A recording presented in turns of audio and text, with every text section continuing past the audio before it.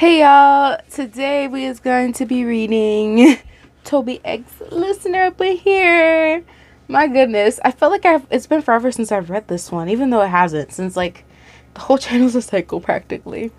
But it's okay. Anyways, without further ado, let's get straight into this. Alright y'all, so we is in chapter 18. Hoping Ryan survives from this. An agitated growl erupts from the figure as they raise the crowbar, throwing the glass piece, the only weapon I had, behind itself, away from me. "You little bastard!" it yells and charging for me. Screaming in terror, I make a run for any direction furthest away from the figure. Running and running, stumbling on a few things along the way. Every now and then I would look back to check behind me to see if it was safe to stop and catch my breath. Newsflash, it was never safe. The figure was always constantly behind me. I couldn't lose him at all. It seemed impossible. "Tomo, where are you?" I cried as I continued to run for my life. My heart and lungs felt like they were going to give out at any moment. If all of this running won't kill me, that masked figure sure will. Running on and on, I finally spot a bright light I thought was sunlight. I run towards it with relief, only to be struck over the head with a blunt object, knocking me unconscious. Bruh. Listen, a flashlight and light is very, very, very different. It's dark, almost pure darkness, and then you see light all of a sudden. Girl, ain't nobody finna think that's the sun. The sun slowly rises, okay? Ain't no way. Oh my goodness. Can't tell if he's stupider or dumbest. Take Toby's point of view. As I wait captured in Jeff's arms, I hear the yell of Masky, soon followed by the screech of YN. Well, well, it seems your little bitch is fighting back. That won't get her very far. He chuckles, tightening his grip, making it almost impossible to move. Jeff frees one of his hands and holds up a flashlight. I'm telling you, bro. I'm telling you, it was a flashlight. She thought it was the brightest. Oh my god. Oh my goodness. Oh goodness. It would have been easy to free myself from his one hand, but I was curious of why he had the torch. It's a flashlight. I looked over to him, but he just grins widely, turning on the flashlight and holding it completely still. In the distance, I see YN running towards the light. I'm telling you, bro. I'm telling you. We stupid as hell. We like kind of them you know the character from Moana that had like a hard shell filled with gold. He's saying something about this like stupid fish or something like that follow the light. Bruh, this is exactly what it reminds me of. Oh my goodness. Oh. Sadly, I can't for copyright reasons. I can't sing it. Y'all can though. So that's what it reminds me of. Oh my goodness. Okay, now I'm lost. No, wait, now I'm lost. Oh, yeah. I wanted to shout and tell her to stop, but it would be too late. Jeff hit her with the flashlight, knocking her unconscious as she lay at my feet. Not long after, Masky comes running behind, not panting from all the running, not even a slight elevation in his breathing. Nothing. He must be a robot of some sort. Jesus Christ, just me reading this really fast, it makes me catch my breath a little bit.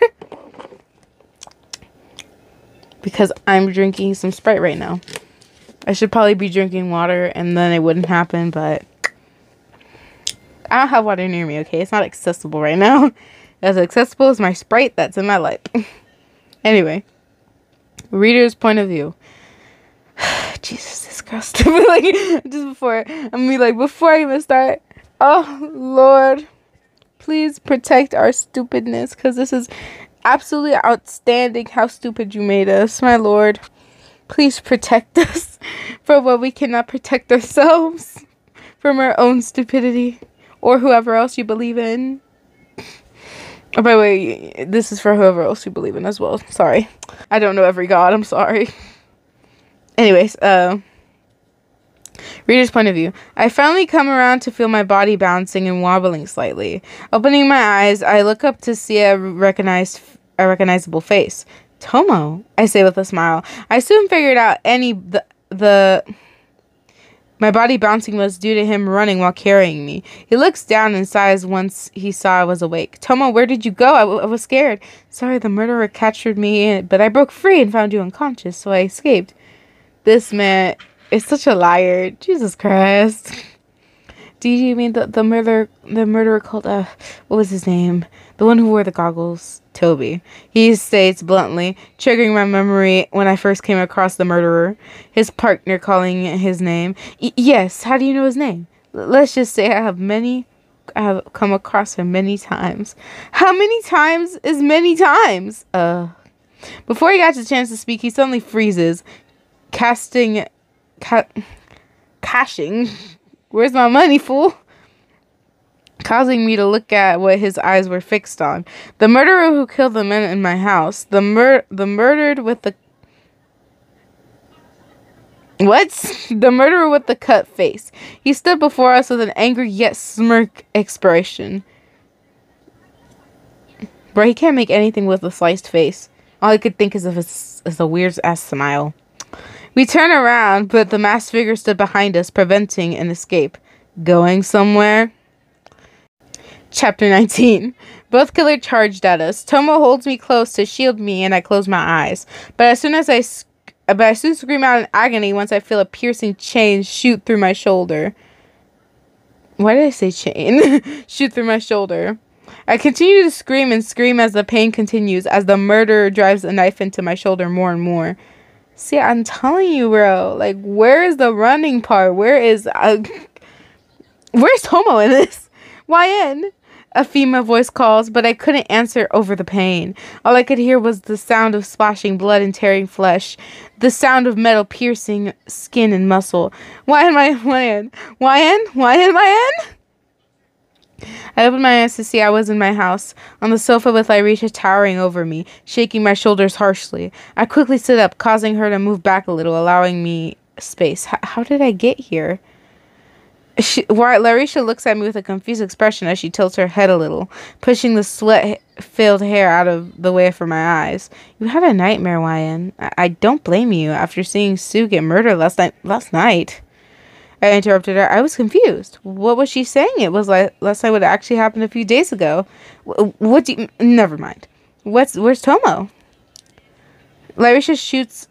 I shoot open wide as she stares at me with even more shock and seems completely lost. Tomo? Yes, Tomo. Who's that? What do you mean, who's that? The guy I've been meeting up with. Tomo. Why, you haven't left your house for the past 3 months. Apart from last night. We don't know any Tomo. What the Okay, now this is an unexpected turn. What the hell happened? Man, I forgot to say my joke. I just realized. Oh, man. Well, it's fine. Better next time. Goodness. Anyways.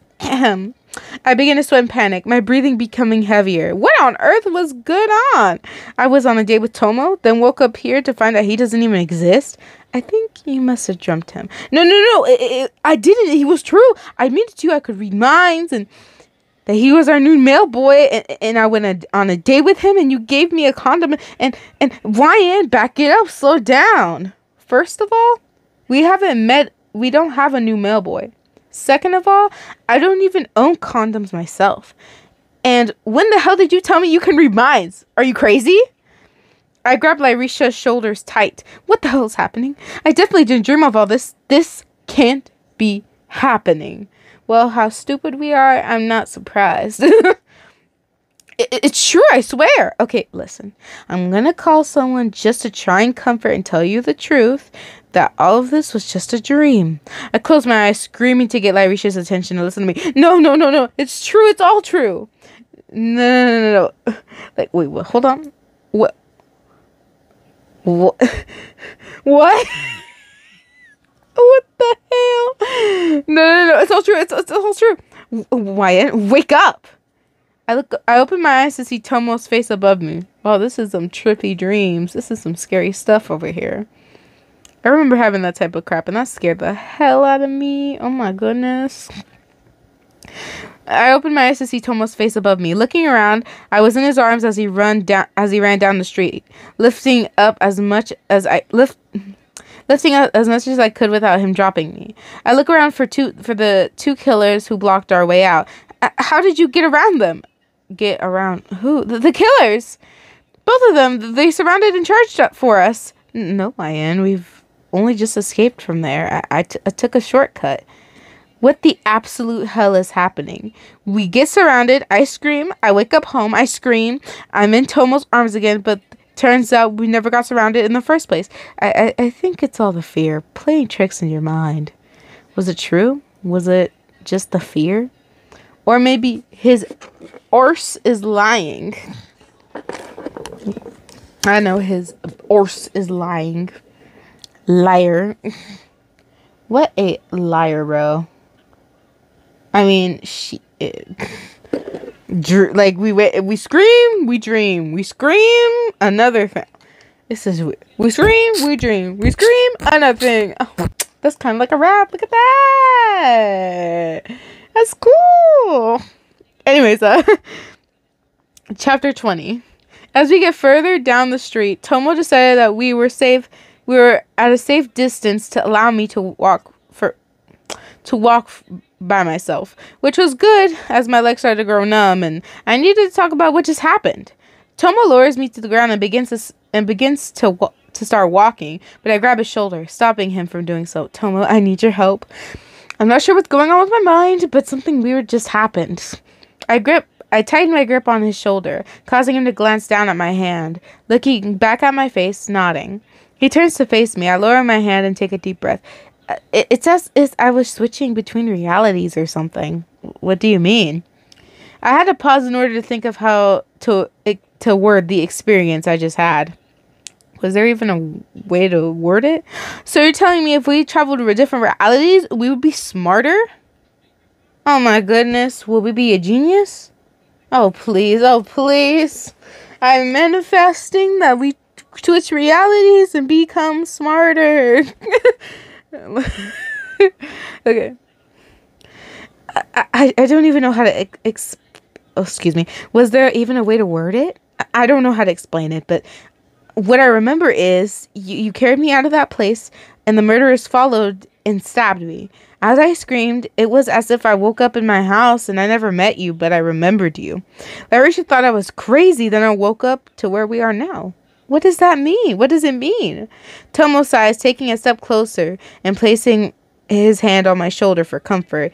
But before he could speak, tears filled my eyes and began to trickle down my cheeks, causing his eyes to open wide in slight shock to why I was crying. Am I going insane? Is this all real? Are you real? I don't know what's real and what isn't. My life must be all one big dream. I can read minds, for God's sakes, and that's... I freeze almost immediately. My glare froze on Tomo's face as I wait for a reaction. I just spilled my secret of being able to read minds. I'm honestly surprised at this point. I thought you would have told news, Fox News, the whole world, the school, the universities, colleges, girl. I thought you were out there partying away with your reading my minds. And I'm surprised you haven't even told the news yet. Jeez. Jesus Christ. Oh my goodness. Ay, ay, ay. Oh goodness. Unless I've told him before and forgotten. Have I told him yet? I haven't, have I? Have I?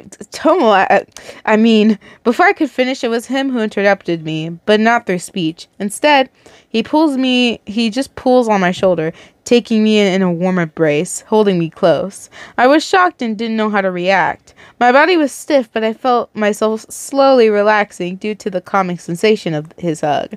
You're not insane, YN. The fear just got to your head and made you see things. And as for the mind reading, don't worry. I believe you. I know someone with abilities like yours. Who? Doom, doom, doom, doom. Slenderman. Doom, doom, doom. I couldn't help but hug him back tighter. His words made me feel warm and happy that he understood me and didn't think I was crazy. But secretly, we think you're crazy. Yes, we do. Especially after the fact I let my secret slip. But how does he know that it's similar? Can they read minds too? Or can they possess or do they possess something different? Tiki Toby's point of view. I don't know what came over me. I just couldn't help but hug her. She was just so sad, scared, and hopeless. Usually to see such fear on my victim's face would make me feel warm and fuzzy inside, wanting me to cause them more pain. But with YN, when I see the fear on her face, I just want to make thy fear disappear. Thy fear disappear. I admitted that I believe her minding readings after all. I did know others with odd powers, like Slenderman, one of them. Though, despite her ability, she probably wouldn't believe Slenders. Hey Tomo, can we hang around together again sometime? She said shyly as her head remained buried into my chest, which I couldn't help but chuckle too. Oh my goodness. Resting my chin on her head, I sigh with content, a small smile forming on my face. It felt nice to have a smile with proper meaning behind it for a change. Sure. Oh my goodness. I kept effing up, bro. But it's okay. We got through it. With power. With Wakanda. Yes. Wakanda forever. Also, if y'all hear me like too close or anything, I apologize. Oh, goodness. Okay. Next chapter. Chapter 21. 21? Oh yeah, now that I realize it, what do you think is gonna happen to Tiki Toby when he goes back? Like, bro, I know freaking Jeff is gonna be snitching, because he is a snitcher. He is a snitch. Oh my goodness. I never thought a killer could be a snitch, but here we are. Chapter 21. Tiki Toby's point of view. I couldn't get it out of my head what Ryan asked when Ryan asked if we could hang out more. Getting to know each other, sharing laughs and smiles, but how would I hide that from Slender and everyone else in the mansion, especially Clockwork? She recently got back from a long-lasting mission, meaning I again have to share my room with her, as she was my original roommate. But because of this, she wants to know everything I do or everywhere I go. Toby, wait for me! Speak of the devil. As I made my way to Slender's office, asking to change roommates, here she comes to bug me once again. What do you want? Come on, Tobes, don't be like that. Hey, I have exciting news. Mother Nature took a day off, so we're all set for later, she squeals, jumping on the spot before winking with a large grin and running back to our room.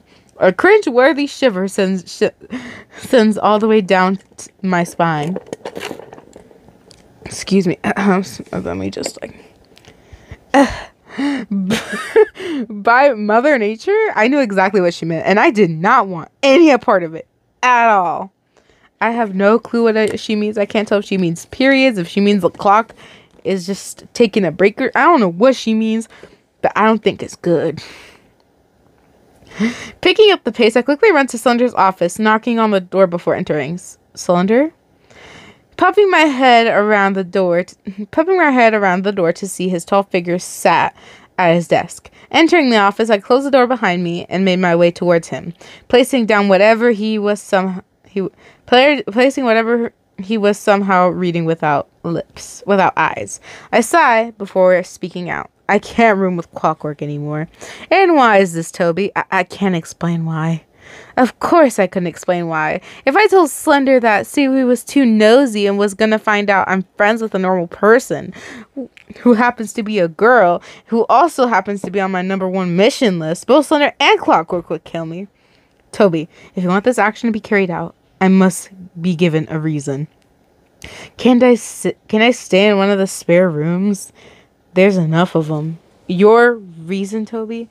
Or no, room change. Feeling angered, I don't reply, but instead I storm out of his office and out of the mansion, heading downtown to Wyan's house, knocking on her door and waiting for her to open. He's like, can I stay over for like a little bit? Oh my goodness. Reader's point of view. Larisha and I sat on the sofa as we watched the news, eating our breakfast bowl of cereal until we were interrupted by a knock at the door. Glancing at each other in a quick moment of confusion, I stand to my feet, walking over to the door, opening it to see a familiar face. Tomo? Is something the matter? I could tell by his face he was angry, but maybe a little upset. He goes to speak, but freezes once he spot the bowl of food in my hand. He couldn't help but chuckle at the fact I was still holding it. Giggling of slight embarrassment, I allow him inside. Who giggles over a bowl of cereal? What? Placing down my bowl of food. Larisha, you remember Tomo? She turns around in her seat to face behind her, smiling in our direction. Hiya, Tomo. Nice to see you again. Tomo nods but doesn't reply, turning back to face me. Wyan, can I talk to you for a second in private? Of course. We head both outside the front door to give us some privacy. What's up, Tomo? I was wondering if I would be able to stay here for a couple of days. I was shocked. That's not what I had expected at all. Maybe I have known him long enough to allow him to stay. I guess I could sleep in my parents' bed, and Larisha in mine, and Tomo on the sofa? Why? Did your family kick you out or something? Oh, no, more so I ran away. Oh, well, I would like to help you, so I would hope you would do the same for me, so, I guess you can, but you would have to sleep on the sofa.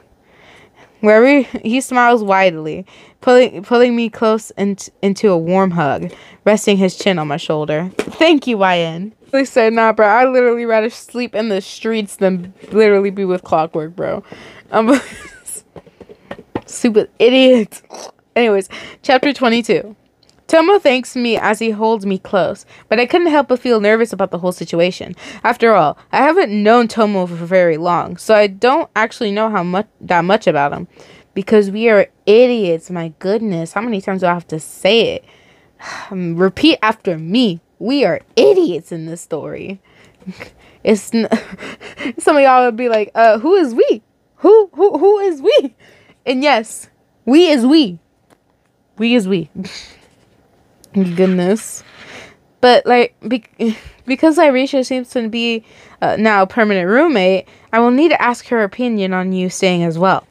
Tomo releases me from the embrace, looking excited but at the same time understanding of my decision to ask Larisha. Okay, that makes sense. He nods. I asked him if he minded giving me me and Larisha's privacy while we talked, and he agreed that he would go upstairs and make himself familiar with the upstairs part of the house. Smiling at each other before heading back inside, Tomo heads upstairs and I make my way to sit next to Larisha in the sofa. Hey, I need to ask you about something about Tomo. Okay, what's up, Wyan? So he ran away from his home, and he asked me if he could stay here for a little while, and I said it's fine. Is that okay with you? Larisha's eyelids slam open as her jaw drops slightly. Wyan, are you? She yells, cutting herself off, checking to check Tomo wasn't around. Once the coast was clear, she turns back to me, talking in a type of whisper tone. Are you crazy, Wyan? He may seem like a nice guy, but you don't know anything about him. What's his favorite color? Shoe size? Favorite food? Well, I can get to know about the stuff while he's here. What if he's a murderer? For all you know, he could be the person who tried to kill Sue. Larisha, stop. Tomo's not a murderer. He wouldn't even think about hurting a person, let alone killing them. He wouldn't hurt a fly or even an ant. That's where you're wrong. That's where we are wrong. Taking Toby's point of view. As I make my way around upstairs, I hear the shouting of Wyan's friend before she interrupts herself to talk quieter. I hated Wyan's friend. She was always in the way. She's still in the way now. I have to get rid of her. No, I can't. No, I won't allow her friend to get in the way of this. I am determined to force Wyan to becoming one of us and finally getting the respect I deserve. I begin to pace around the area, going from room to room as I try to think of a plan in my head. Having a mind reader as one of us would be amazing when it comes to killing tactics. Finally, Slender and everyone else will acknowledge that I am worth more, but Wyan's friend is standing in the way of achieving that. I must get rid of her. Either scare her away or kill her, making sure she never comes back again. I'll make it as painful as possible. I'll steal one of Jack's scalpels and make her suffer. Bro, you already got 2 axes. I don't think you need a small scalpel. What are you, a surgeon? Goodness. Reader's point of view. Lyrisha, stop. Tomo's not a... I already said that. Lyrisha stares at me with a puzzled, thinking expression as she tries to work out what to do. Let me do a background check on him first. Can't you do that while he's here? If we find anything bad, he's gone for good. She looks at me dead in the eye as I give my best pleading puppy dog face. Sighing, she nods, giving her permission for allowing Tomo to stay. For some reason, I felt overly happy, lunging forward to hug her tightly. She, of course, returns the hug. Letting her go, I stand and make my way upstairs to tell Tomo the good news. However, once I got upstairs, he was nowhere to be found. Tomo? Tomo? I begin to worry as I search for my new friend. Suddenly, I'm making my way upstairs until he suddenly appears out of the bathroom, causing me to jump a little. There you are! Why, is there something wrong?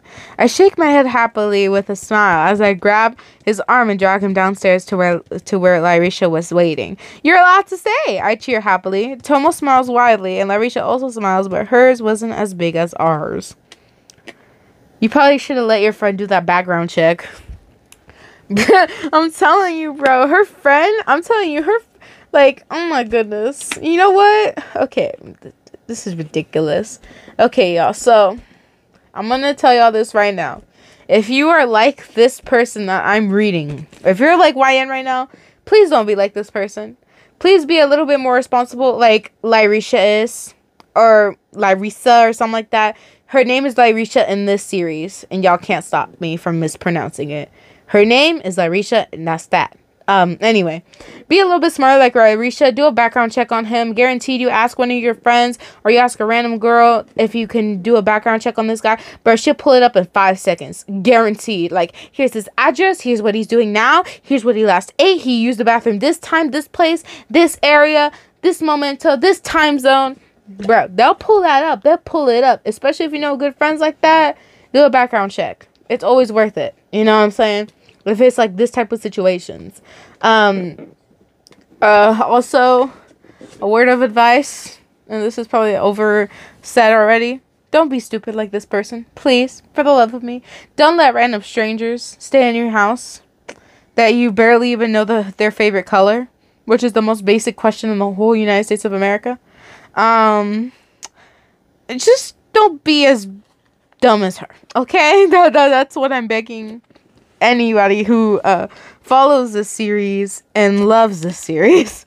Take it from YN. Don't be as stupid. Be a little bit smarter with your decisions, and please do not let random strangers stay at your house, especially if you don't even know their like full name, because Tomo said that's not his name. I mean, honestly, the background check is the safest way to know a person probably is safe enough to even stay at your house or attempt to stay over just for a little bit. I mean, that's all I have to say about this. Yeah.